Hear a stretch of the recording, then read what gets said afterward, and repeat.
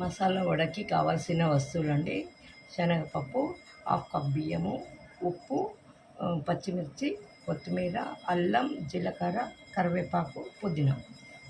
1 hour అయిందండి నానబెట్టుకొని. శనగపప్పులో సగం కప్పు బియ్యం వేసి నానబెట్టుకున్నానండి.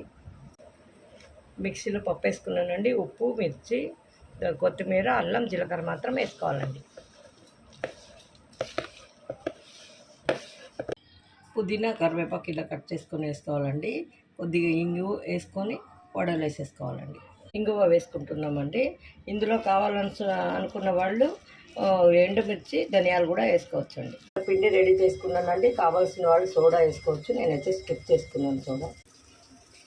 నూనె వేడి అయిందండి. ఇది వేసుకుంటున్నానండి మసాలా వడలో ఉల్లిపాయలు కూడా వేసుకొని చేసుకుంటారండి. నేను స్కిప్ చేసుకున్నాను.